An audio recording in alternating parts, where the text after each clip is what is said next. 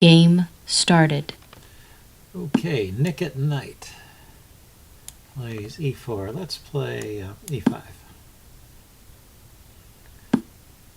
Okay, the bishop's opening. I think you just attack the pawn here, which is not yet defended. He defends it. Okay, so I think this is going to transpose to a Italian game. Oh no, it's not, because he plays f4. So this is not an Italian game. This is maybe some line of the King's Gambit, where the bishops have been moved out. When I play the King's Gambit, I usually have the bishop over here, so maybe I should play King's Gambit declined.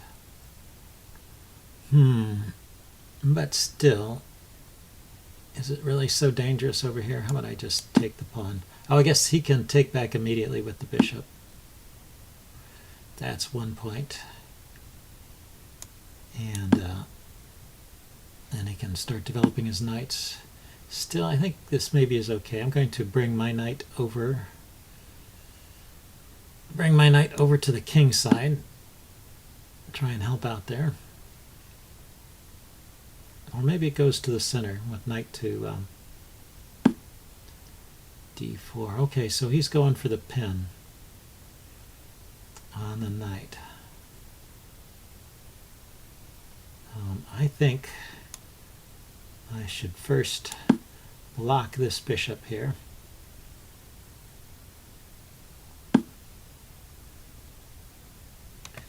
And then if I castle now, he's going to play... now if he plays e4, I can just take it. So I can castle.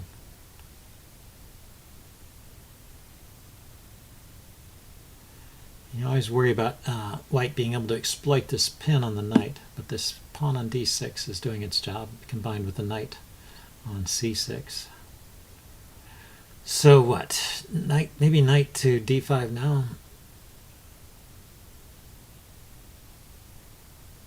Knight to e5, rather. Knight e5. He takes, pawn takes.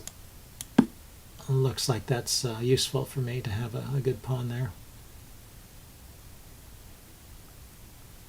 If he takes my bishop, it opens up the rook on the f-file and defends the knight with the rook. Could take both my knight and my bishop and leave me with doubled e-pawns. That might be a bit awkward.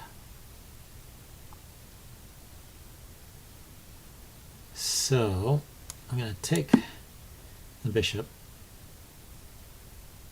and I'm going to bring my knight. Where do I want to go with the knight? Maybe I'll leave the knight there. Can he play... he can play d4. He probably had that move previously as well.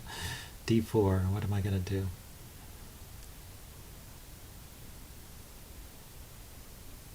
Okay, if he takes the knight, say if I drop the bishop back to b3, he takes the knight, I take. He takes the knight, and I have to take with a pawn because of the rook here. That's ugly. Okay, let's get the knight here. If he pushes the pawn, I can take it. If he pushes the d pawn and then the e pawn, that's probably winning the knight. I think I've messed up here. I guess I had the option of this move. I can pin the e pawn momentarily.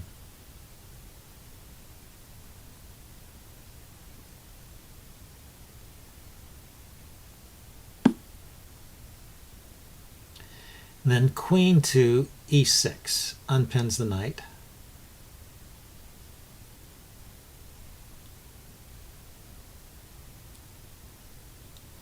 And he can attack it with... yeah, he could have played his knight to d5 in the previous position too, I think. I think I played this badly and just got away with it by luck.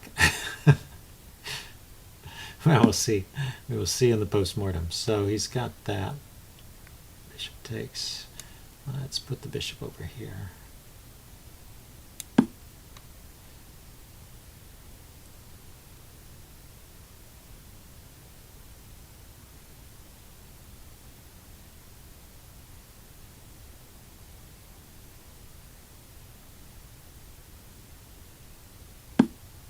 So I don't think I was really threatening to take the e-pawn. Knight takes. He doesn't have to take right away. He could bring the rook over and pin the knight, and it'd be a bit awkward to unpin. I have d5, I guess, to support it. Had d5. So if I take the knight now, he can unpin. I move the knight here. Let's retreat this knight. I want to attack his bishop, and I don't want it to trade for my knight. So I'm going to play the move h3, and I want to leave the bishop in easy squares to go to, like here. h6, rather, hits the bishop, and it doesn't have any good retreat squares. The knight's covering these squares. And, well, of course, it's just a trade. But that was a pesky bishop, and I'm glad to be rid of it. Okay, so now he's got rooks coming out here, threatening-looking rooks. Let's try and open up something towards his king.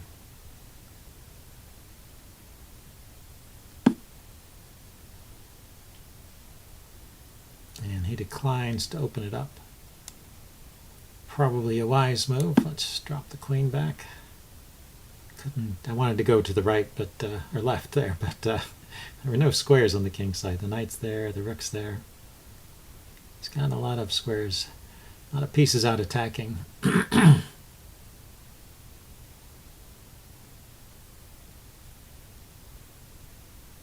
Maybe rook c8 and c5. Okay, so he's going after the g-pawn.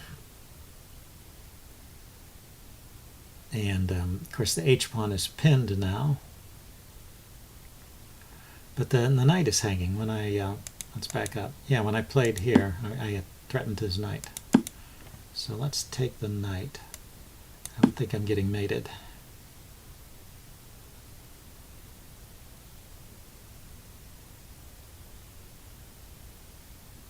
He had a really dangerous attack. He's got open lines. He's got his rooks over here. But he's got to play it precisely, as usual. It's important. Okay, so now how about knight to e5 here, stopping this pawn, supporting the f pawn, and then his knight can jump into this square here, but it's not immediately fatal. Then maybe rook c8. At some point I need to try and get something going against his king side. With the knight here, rook c8, this move c4 looks pretty good.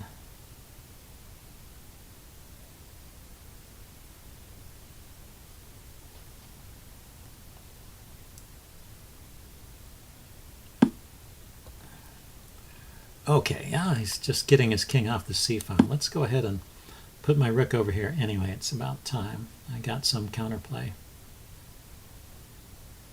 And I don't see his immediate threat to win stuff over here.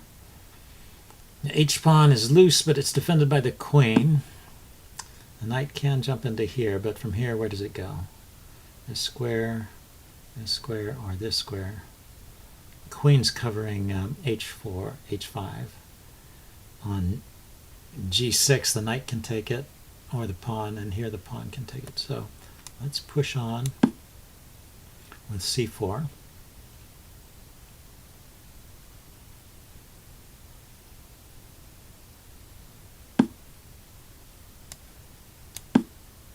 Now I get a tempo on the queen, and it also defended the bishop nicely and attacked the e-pawn.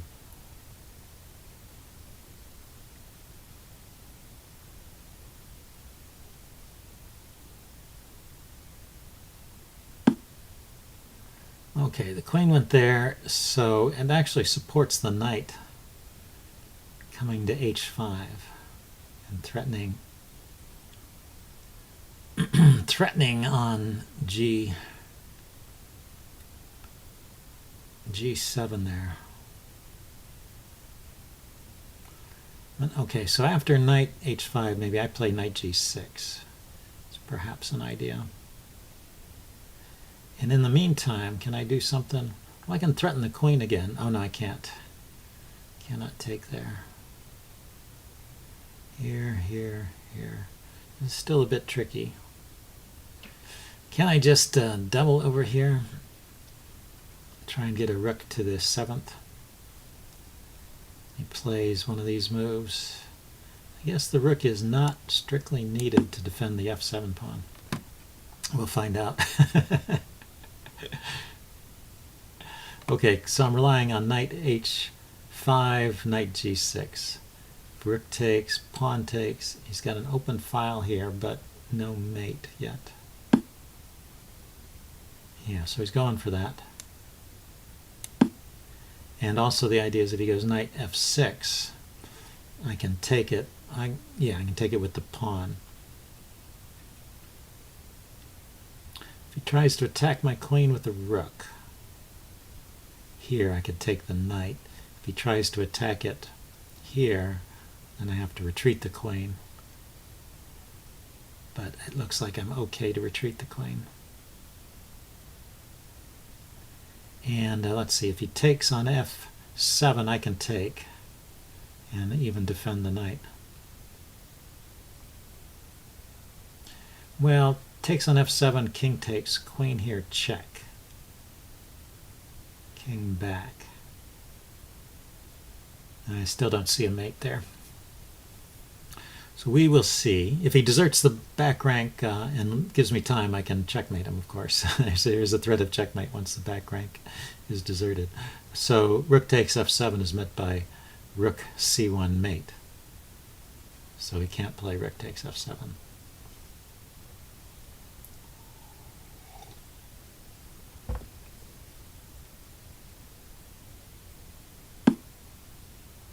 Okay, so he tried just to threaten the queen this way, which also defended the e-pawn which was hanging. But that left this knight hanging, right?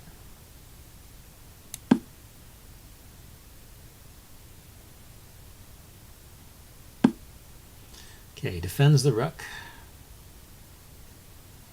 So now, how about knight here, attacking the rook, defending f7, and there's no mate on g7, I don't think. There's check on g7. Ah! He could just take there with check and then win my queen. Okay. Bad game. White resigns. Still, I'm going to upload this anyway and do the post-mortem. I thought maybe I want to see where I went wrong because I felt like I got in trouble pretty quickly. And I always have trouble with that bishop opening. It's kind of an unusual line. So I will upload this and do a post-mortem. See you guys later. Bye.